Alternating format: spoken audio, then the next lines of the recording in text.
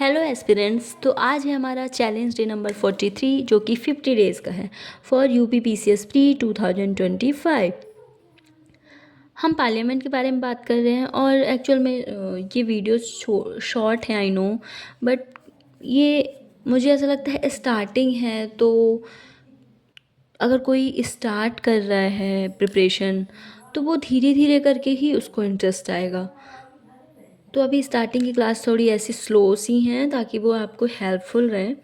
तो आज हम बात करते हैं joint meeting of both houses. जैसे कि अभी हमने पार्लियामेंट के बारे में बात किया, पार्लियामेंट का पार्ट बताया, उसका कौन कौन पार्ट होता है। Lower house, upper house. Lower house means Lok Sabha, upper house means Rajya Sabha and president. ये तीनों उसके पार्ट होते हैं। विदाउट इन तीनों में से कोई भी अगर एक पार्ट नहीं होगा तो उसको पार्लियामेंट कंसीडर नहीं करेंगे। फिर हमने राज्यसभा के बारे में बात किया, हमने लोकसभा के बारे में बात किया, कैसे कैसे बिल पास होते हैं, ordinary bill, money bill, finance bill वगैरह वगैरह, 4 टाइप्स के बिल थे। अब क्या होता है कि अमेंडमेंट होते हैं, ऐसे बहुत सारे बिल्स पास होते हैं जो हमारे सिचुएशन के अकॉर्डिंग सर्कमस्टेंसेस जो क्रिएट हो जाती हैं इंडिया में, उससे रिलेटेड जब भी वर्क होता है तो बिल्स पास होते हैं। आपने सुना होगा कभी, है ना, सिटीजनशिप बिल एक्ट आ जाता है, एजुकेशन पॉलिसी आ जाती है, तो ये कहीं ना कहीं बिल के थ्रू ही पास होता है। क्या होता है अगर कोई बिल लोकसभा में इम्पॉर्टेंट लगता है क्योंकि वो रिप्रेजेंट पीपल को रिप्रेजेंट करते हैं, अगर उनको पीपल से रिलेटेड रिप्रेजेंटेट करने का लगा, इम्पॉर्टेंट लगा, तो वो बिल जो है लाते हैं और अपने पास से पास करके नेक्स्ट सदन जो है राज्यसभा में पेश करेंगे। अगर वहाँ से भी पास हो जाता है तो प्रेसिडेंट जो है वो उस प्रेसिडेंट अलाउ कर देता है उसको बिल बनने के लिए। कोई बिल अगर राज्यसभा में है तो वो लोकसभा तक जाता है, फिर लोकसभा से प्रेसिडेंट के पास जाता है। प्रेसिडेंट जो है लास्ट साइन करता है, उसके बाद वो बिल पास हो जाता है और वो एक्चुअल में लेजिस्लेटिव मतलब एग्जीक्यूट करने की टाइमिंग सिचुएशन में आ जाता है। लेकिन कुछ सिचुएशंस ऐसी हैं जब जॉइंट मीटिंग की नीड होती है। क्यों? दोनों जो हाउसेस हैं वो एक दूसरे के डिसीज़न पे एग्री नहीं कर पाते हैं, उनमें डिस्प्यूट्स आती है।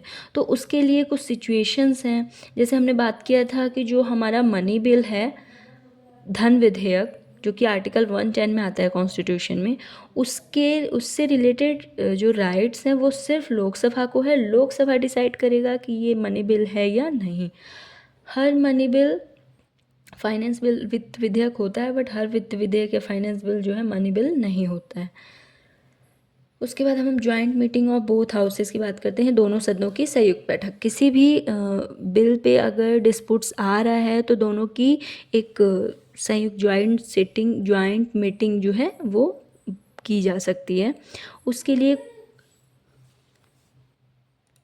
उसकी जो कंडीशंस हैं वो बता देती हूँ। विधेयक को दूसरे सदन द्वारा अस्वीकृत करने पर, ऐसा कोई बिल है कि जो दूसरा हाउस है अगर वो रिजेक्ट करता है, लेकिन वो बिल अगर इम्पॉर्टेंट लगता है तो उसके लिए जॉइंट सिटिंग या जॉइंट मीटिंग की जा सकती है।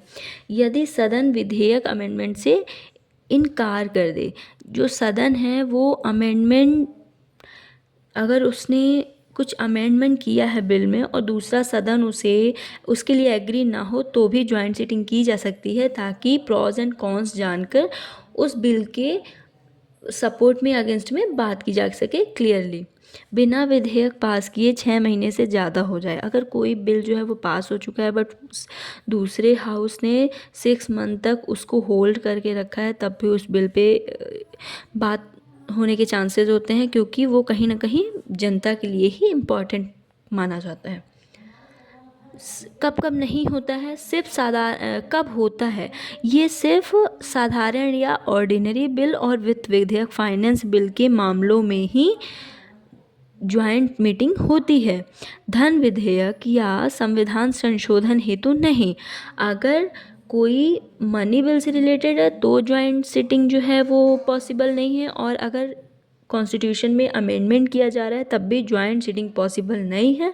1 बाय 1 होगा अमेंडमेंट, और एग्री होंगे, डिसएग्री होंगे, उसके बाद प्रेसिडेंट का जो है वो प्रेसिडेंट अलाउ कर देगा, देन वो बिल पास हो जाएगा और रूल बन जाएगा।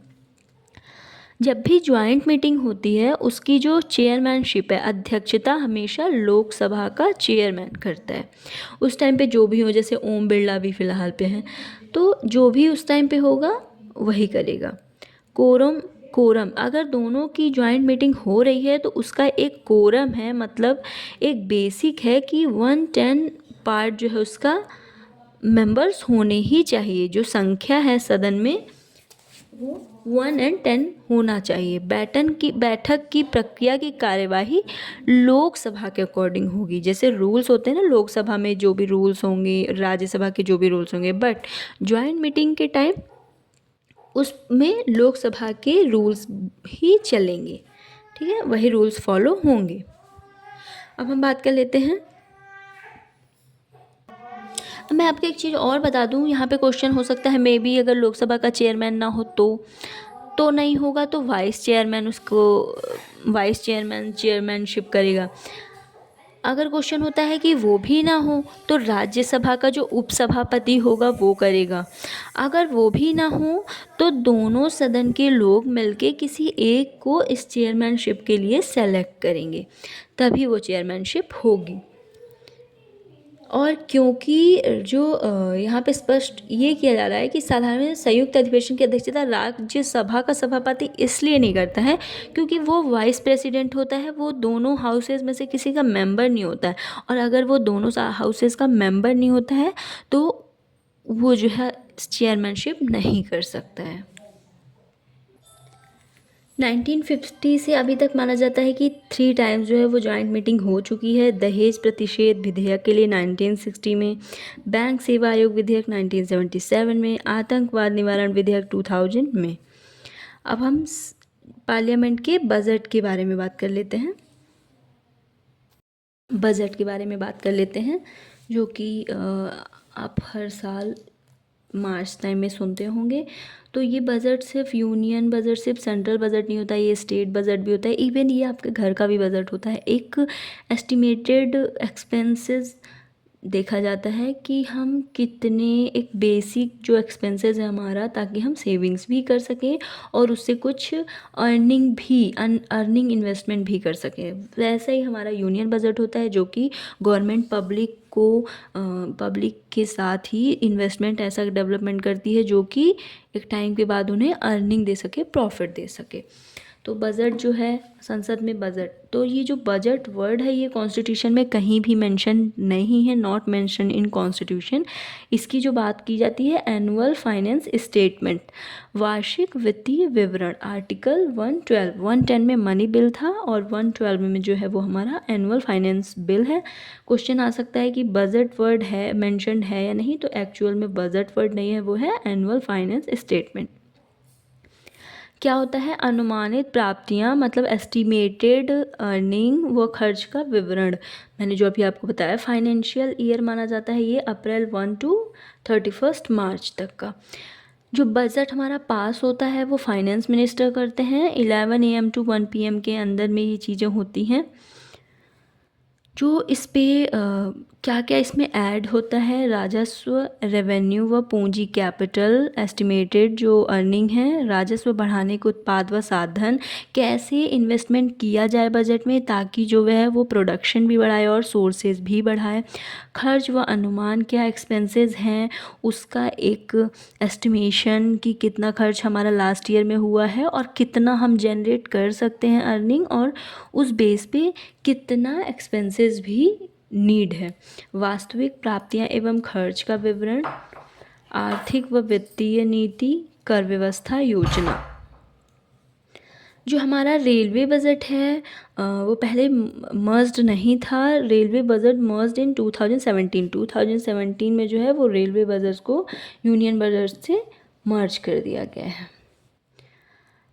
अब जो 2021 में अलग किया गया था दोनों को और फाइनली 2017 में जो है वो मर्ज कर दिया गया है। कुछ बजट से रिलेटेड पॉइंट बोल देती हूँ। जो हमारा बजट है वो राष्ट्रपति पर ईयर जो है संसद के दोनों सदनों में है मतलब प्रेजेंट करवाता है बजट। बिना राष्ट्रपति की रिकमेंडेशन के कोई भी जो अनुदान है वो उसकी डिमांड नहीं की जाएगी। बिना राष्ट्रपति के एक्सेप्टेंस के जो भी निर्धारित किया गया है वो विधेयक पास नहीं होगा, पुनः स्थापित नहीं होगा। जो किसी कर की उगाही संग्रहण भी नहीं किया जाएगा। संसद किसी कर को कम या समाप्त कर सकती है लेकिन बढ़ा नहीं सकती है बिना पूछे, मतलब उस चीज़ को कम कर सकती है। धन विधेयक, वित्तीय विधेयक को राज्यसभा में पुनः स्थापित नहीं किया जा सकता, इसे केवल लोकसभा में पुनः स्थापित किया जा सकता है। ये मैंने आपको बता चुका है अभी थोड़ी देर पहले। राज्यसभा को अनुदान मांग पर मतदान की कोई शक्ति प्राप्त नहीं है, लोकसभा को प्राप्त सुविधा है। राज्यसभा जो है वो मनी बिल से रिलेटेड सिर्फ 14 डे का ही राइट रखती है उसको होल्ड करने का, अदरवाइज फिर वो पास मान लिया जाता है। जो हमारा बजट होता है वो 2 टाइप्स में एक्सपेंडिचर उसका होता है। एक होता है भारत की संचित निधि पर भारित कंसोलिडेटेड फंड के ऊपर चीज़ें होती हैं कि यहीं से खर्च होगा, और एक होता है expenditure made from the consolidated fund. Expenditure consolidated fund से बनता है, संचित निधि से बनता है।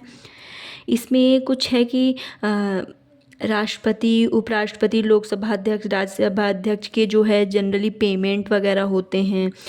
सुप्रीम कोर्ट के सीजेआई के जो पेमेंट होते हैं या फिर उनके जो भी जस्टिस भी और भी हैं, न्यायाधीश होते हैं। हाई कोर्ट के न्यायाधीशों के पेंशन जो है उसी पे डिपेंड होते हैं। यूपीएससी के चेयरमैन और उनके मेंबर्स के होते हैं। और सुप्रीम कोर्ट व का controller and auditor general, UPSC, union public service commission के मेंबर्स हैं ना, इन लोगों की जो पेमेंट या पेंशन होती है वो जो है संचित निधि कंसोलिडेटेड फंड पे बेस्ड होती है। अब हम बात कर लेते हैं कि जो स्टेप्स हैं बजट पास होने की वो कौन कौन से हैं। तो इम्पॉर्टेंट जो है वो 6 जो है स्टेप्स हैं। 6th स्टेप में जो है वो पास होता है। तो सबसे पहले बजट रिप्रेजेंट होता है जो कि हमारे फाइनेंस मिनिस्टर करते हैं, और अभी जो रिसेंट में है वो निर्मला सीतारमण जी ने किया।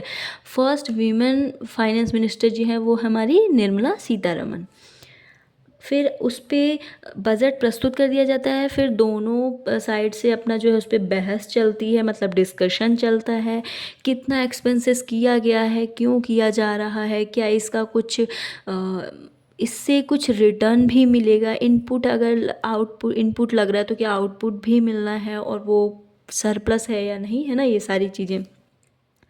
फिर डिपार्टमेंटल जो कमिटीज़ हैं वो उस पर इंक्वायरी करते हैं कि क्या जो एक्सपेंसेस डिमांड की गई है, जो एक्सपेंड करने का बोला गया है, क्या वो रियल में ऐसा हो रहा है, क्या उतनी नीड है। क्योंकि कहीं ना कहीं ये हमारे रेवेन्यू से ही जाना है गवर्नमेंट के, तो उसके लिए एक इंक्वायरी की जो एक्सपेंसेस, जो खर्च बताया जा रहा है वो रियल में होना चाहिए।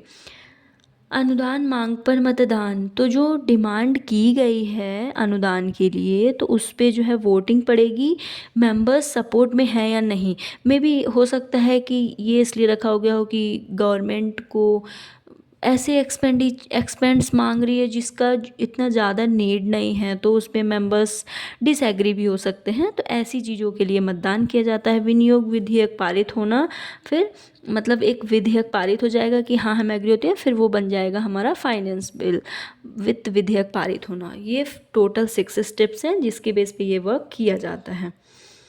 अब जो कटौती हो सकता है, नीति कटौती, काफ़ी टाइप की कटिंग मोशन होता है, कट मोशन होता है, अन्य अनुदान भी होते हैं जो हमारी और बता दूं आपको, कंसोलिडेटेड फंड जो संचित निधि है वो उसकी बारे में बात आर्टिकल 266 में करी गई है। भारत का लोक लेखा जो है आर्टिकल 266, और आकस्मिकता निधि 267।